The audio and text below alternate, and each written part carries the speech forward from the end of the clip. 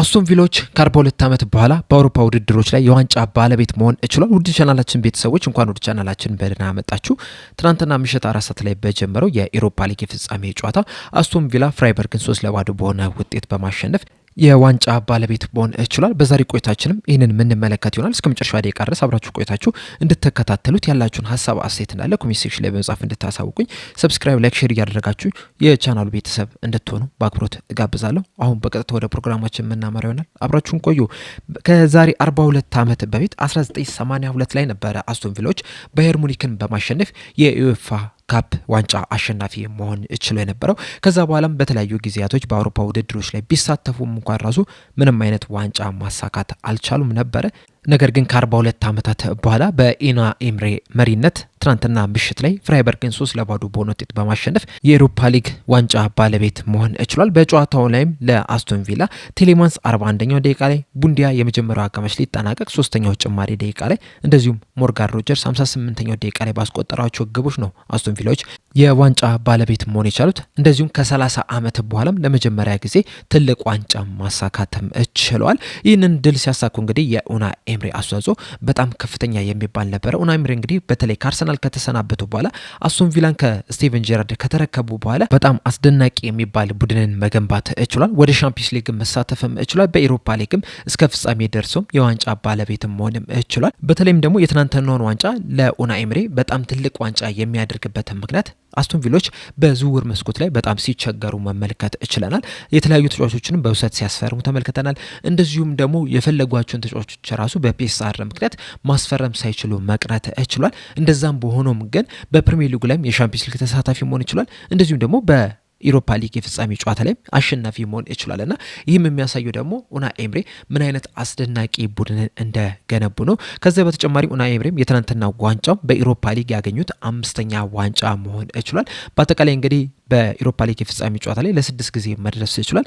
ከ6ቱ 5ቱን ማሸነፍ ሲችሉ በአንዱ ብቻ ነው ሽንፈት ያስተናገዱት። የተሸነፉትም በቼልሲ ነበረ። የዛኔም የአርሰናል አሰልጣኝ ነበሩ። እስከ ፍጻሜ ድረስም አድርሶት፣ ነገር ግን የፍጻሜ ጨዋታ ላይ በቼልሲ በመሸነፋቸው ምክንያት ያንን ዋንጫ ሳያገኙ ቀርቷል። ከዛ ውጪ ግን ከሲቪያ ጋር 3 ጊዜ ማንሳት ይችላል። እንደዚሁም ደግሞ ከቪላሪያል ጋር 1 ጊዜ ማንሳት የሚችለው ነበረ። ትናንትና ምሽት ላይ ደግሞ ከአስቶን ቪላ ጋርም 1 ዋንጫ ማንሳት ይችላል። በአጠቃላይ በአሰልጣኝነት ዘመናቸው በኢሮፓ ሊግ 5 ዋንጫዎችን ማሳካት ይችላል። ይህም አዲስ ሪከርድ ሆኖ ተመዝግቦላቸዋል። እንደዚሁም ከ3 የተለያዩ ክለቦች ጋር ከአስቶን ቪላ፣ ከሲቪያ እንደዚሁም ደግሞ ከቪላሪያል ጋር በመሆንም የኢሮፓ ሊግ ዋንጫ ያሳኩ በሚል ቀዳሚ ስፍራ ላይ መቀመጥም ችሏል። አዲስ ሪከርድ ማስመዝገብም ችሏል። ይህም ደግሞ የጥረታቸው ውጤት ነው። በተለይ በአርሰናል እያሉ ብዙ ማንቋሾች ደርሶባቸዋል። አይችሉም ተብለው ነበረ። ሲወጡ ራሱ በአርሰናል ደጋፊዎች ተገፍቶ ነበረ የወጡት። ነገር ግን በአርሰናል በነበራቸው ቆይታ ራሱ ጥሩ የሚባል እንቅስቃሴን ሲያደርጉ ነበረ። ቡድኑንም ቀስ በቀስ እያሻሻሉትን መምጣት የሚችለው ነበረ። እሳቸው ገንብቶት የሄዱትን ቡድን ነው እንግዲህ አርቴታ ተረክቦ በመጀመሪያ ዓመቱ ዋንጫ ማንሳት የቻለው። ከዛ በኋላ እንግዲህ ላለፉት 6 ዓመታት ዋንጫ ማንሳት አልቻለም ነበረ። በቅርቡ ነው እንግዲህ የፕሪሚየር ሊግ ዋንጫውን ማሳካት የቻለውና ኡናይ ኤምሬ ቡድኑን እያሻሻሉት ነበር። እንደነ ቡካዮ ሳካ አይነት ወጣት ተጫዋቾችንም ወደ ዋናው ቡድን አሳደገው የመጮቻ እድል መስጠት የምችለው ነበር። በዚህ ሰዓትም እንግዲህ ቡካዮ ሳካ የአርሰናል ወሳኝ ተጫዋች መሆንም ችሏልና ለቡካዮ ሳካ መሳካትም እንግዲህ ኡናይ ኤምሬ ትልቅ አስተዋጽኦ ማድረግም ችሏል። በሰዓቱም እንግዲህ ኡናይ ኤምሬ መባረር አልነበረባቸውም ከሚሉ ሰዎች መካከል አንዱ እኔ ነበርኩኝ። ምክንያቱም የተሻለ እድል ሊሰጣቸው ይገባ ነበረ። በተለይ ደግሞ ከአርሴን ቬንገር የተረከቡት ቡድን ስለነበረ የተሻለ እድል ቢሰጣቸው ኖሮ ምናልባት ከሚኬል አርቴታ ቀደም ብለውም ዋንጫውን ሊያነሱ የሚችሉበት እድልም ነበራቸው። በተለይ ደግሞ በዚህ ሰዓት ላይ እንግዲህ ለሚኬል አርቴታ እየተደረገለት ያለው ድጋፍ በጣም አስገራሚ የሚባል ነው። የሚፈልገውን ተጫዋቾች እንዳለ ያመጡለት ነው የሚገኙትና የዛኔም ለኡናይ ኤምሬም አድርገውለት ቢሆን ኖሮ የተሻለ ውጤትን ማስመዝገብ ይችል ነበረ ብዬ ነው የማስበውና ምን ያህል ትልቅ አሰልጣኝ እንደሆነ እንግዲህ በደንብ እየተመለከተን ነው አሁን ላይ የምንገኘው። የዛኔ ተገፍቶ ቢወጣም እንኳን ራሱ አሁን ላይ ግን ለአስቶን ቪላ ስኬትን በማምጣት አሁንም ትልቅ አሰልጣኝ እንደሆነ በዚህም ማስመስከርም ችሏል። አስቶን ቪላዎችም እንግዲህ ከ42 ዓመት በኋላ የአውሮፓ ዋንጫ እንዲያሳኩም ከፍተኛ አስተዋጽኦ ማድረግ ይችላል። ከዛ ከኡናይ ኤምሬ በተጨማሪም ደግሞ በረኛው ኢሚሊያኖ ማርቲኔዝም ለአስቶን ቪላዎች ዋንጫ ማሳካት ከፍተኛ ሚና መጫወት ይችላል። በትናንትናው ጨዋታ ላይ እንግዲህ እጁ ላይ ህመም እየተሰማው ነበር ሲጫወት የተመለከትነው። እንደዛም ቢሆንም ግን ጥሩ የሚባል እንቅስቃሴን ማድረግ ይችላል። በእርግጥ ብዙ ሙከራዎችን አልተደረጉበትም ነበረ። በአጠቃላይ 4 ሙከራዎች ብቻ ናቸው የተደረጉበት። 2ቱ ብቻ ናቸው ደግሞ ኢላማውን የጠበቀ ሙከራ የነበሩት። እንደዚሁም ኤክስፔክትድ ጎሉን ስንመለከት ራሱ ፍራይበርጎች ክለቦች 0.27 ኤክስፔክትድ ጎል ነው ያስመዘገቡትና ብዙ ሙከራም ያልተደረገበት በረኛ ነው። ነገር ግን ደግሞ ወደዚህ እስከሚደርሱበት ሰዓት ድረስ ግን የዚህ በረኛ አስተዋጽኦ በጣም ከፍተኛ የሚባል ነበር። እንደዚሁም በተለያዩ ውድድሮች ላይም ተሳትፎ የተለያዩ ዋንጫዎችንም ማሳካት የቻለ ተጫዋች ነው። እንደዚሁም ታሚ አብርሃምንም ከተመለከትን በሶስቱ የአውሮፓ ውድድሮች ላይ ዋንጫ ያነሳ ተጫዋችም ሆኗል። ከቼልሲ ጋር የሻምፒየንስ ሊግ ዋንጫ ማሳካት ችሏል። ከሮማ ጋር ደግሞ ከጆዜ ሞሪኖ ጋር በመሆን የኮንፈረንስ ሊግ ዋንጫ ያሳካ ተጫዋች ነው። እንደዚሁም ትናንትና ምሽት ላይ ደግሞ በኤሮፓ ሊግ ከአስቶን ቪላ ጋር ማሳካት ችሏል። እንደዚሁም ሌላኛው የቡድን አጋሩ የሆነው ጂደን ሳንቾ ደግሞ በሶስቱም ውድድሮች ላይ መሳተፍ የቻለ መጫወት የቻለ ተጫዋች ሆኗል።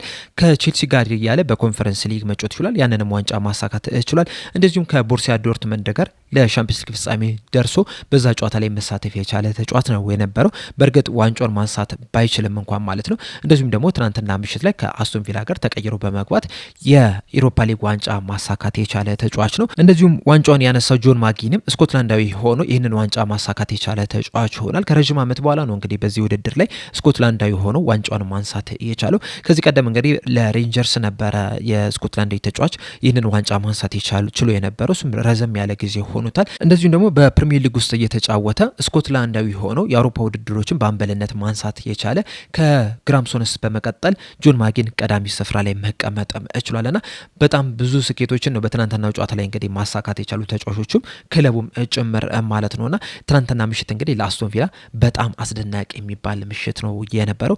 ጨዋታውንም ከተመለከትን ደግሞ አስቶን ቪላዎች የሚገባቸውን ነው ማግኘት የቻሉት። በአጠቃላይ በጨዋታው ላይ 2.3 ኤክስፔክትድ ጎል አስመዝግቧል።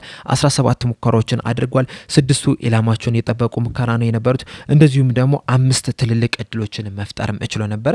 ነገር ግን ከነዚህ 5 ትልልቅ እድሎች 4ቱን ሳይጠቀሙበት ቀርቷል እንጂ ምናልባትም ከዚህ የተሻለም ጎል አስቆጥሮም ሊወጡ የሚችሉበትም ከፍተኛ እድል ነበረ። እንደዚሁም የተቆጠሩትን ግቦች ስንመለከት ራሱ በጣም አስደናቂ የሚባሉ ናቸው። በተለይ ደግሞ የመጀመሪያውና ሁለተኛው ጎል በጣም የሚያምሩ ግቦች ናቸው የነበሩት። የመጀመሪያው ግብ ላይ ቴሌማንስ ሲያስቆጠር እንግዲህ ከኮርና ኳስ ነበረ የተጀመረችውና በጣም አስደናቂ የሚባል ንክኪዎችን አድርገው በብልጠት ነበረ ያችን ግብ ማስቆጠር የቻሉት። ሁለተኛዋ ግብ ደግሞ ቡንዲያ ነበረ ማስቆጠር የቻለው ከሳጥኑ ውጪ በመምታት ነበረ ያችን ግብም ማስቆጠር የቻሉና በጣም አስደናቂ የሚባል ምሽትን ማሳለፍም ችሏል። እንደዚሁም አስቶን ቪላዎች እንግዲህ ወደ ፍጻሜ ለመድረስ በመጀመሪያ ደረጃ 16ቱ ጥሎ ማለፍ ላይ ሊልን ማሸነፍ ነበረባቸው። በደርሶ መልስም 3-0 በሆነ ውጤት በማሸነፍ ወደ ሩብ ፍጻሜ አለፉ። በሩብ ፍጻሜውም ከቦሎኛ ጋር ተጫውተው በድምር ውጤት 7-1 በሆነ ውጤት በማሸነፍ ግማሽ ፍጻሜ ደረሱ። በግማሽ ፍጻሜም ለሌላኛውን የእንግሊዝ ክለብ የሆነውን ኖቲንጋም ፎረስትን 4-1 በሆነ ውጤት በማሸነፍ ወደ ፍጻሜ ማለፍ ችሏል። ከኖቲንጋም ፎረስት ጋር በተደረጉ ጨዋታ በፎረስት ስቴዲየም እንግዲህ ኖቲንጋም ፎረስት አስቶን ቪላን 1-0 አሸንፈው ነበረ። ነገር ግን በቪላ ፓርክ አስቶን ቪላዎች 4-0 በሆነ ውጤት አሸንፈው መውጣት ችሏል። ያንንም የማሸነፊያ ግቦችን ማጊን 2ቱን ሲያስቆጠረ ቡንዲያ 1ን እንደዚሁም ደግሞ ዋትኪስ ቀሪዋን ግብ በማስቆጠር ነበረ ለፍጻሜ መድረስ የቻሉት። በፍጻሜውም እንግዲህ ለአስቶን ቪላዎች ከ42 ዓመት በኋላ ዋንጫ እንዲያነሱ ቴሌማንስ፣ ቡንዲያና ሞርጋን ሮጀርስ ጎል አስቆጥረው አሸናፊ አድርገዋቸዋልና አስቶን ቪላዎች እንግዲህ በዚህ ሰዓት ላይ በጣም አስደናቂ የሚባል ደስታ ላይ ናቸው የሚገኙት። በዚህ ሲዝን እንግዲህ የእንግሊዝ ክለቦች ለ3 ውድድሮች ለፍጻሜ ደርሷል። ኢሮፓ ሊግ ላይ አስቶን ቪላ፣ በኮንፈረንስ ሊግ ላይ ክሪስታል ፓላስ እንደዚሁም ደግሞ በሻምፒየንስ ሊግ ላይ አርሰናል ለፍጻሜ ደርሷል። ከነዚህ 3 ውድድሮች መካከል ደግሞ አስቶን ቪላዎች ቀዳሚ ዋንጫ ማንሳት ይችላል።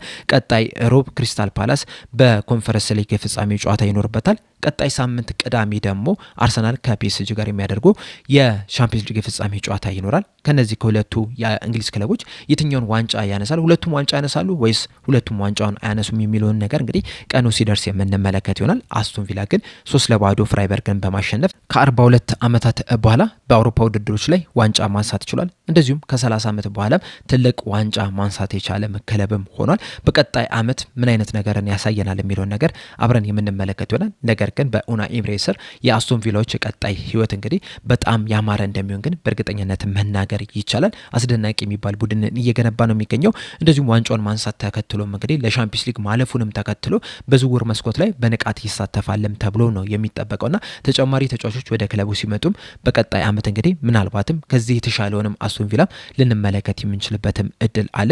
በሻምፒየንስ ሊግም ጥሩ የሚፎካከር፣ በፕሪሚየር ሊጉም ከዚህ የበለጠ ጥሩ የሚፎካከረውን አስቶን ቪላም ልንመለከት እንችላለን። እናንተስ በትናንትናው ጨዋታ ላይ በአስቶን ቪላ ዋንጫ ማሸነፍ ዙሪያ ላይ ያላችሁ ሀሳብ ምንድነው? እንደዚሁ በቀጣይ ዓመትስ ከአስቶን ቪላ ምንድነው የምትጠብቁት? ሀሳብ አስተያየታችሁ እንዳለ ኮሜንት ሴክሽን ላይ በመጻፍ አሳውቁኝ። ለአሁን እኔ እዚህ ላይ አበቃው። እስከ መጨረሻው ደቂቃ ድረስ ስለተከታተላችሁኝ ከልብ አመሰግናለሁ። በቀጣይ በሌላ እስከምንገናኝ ግን ሰብስክራይብ፣ ላይክ፣ ሼር ማድረግ እንዳትረሱ። ቸር ያቆየን።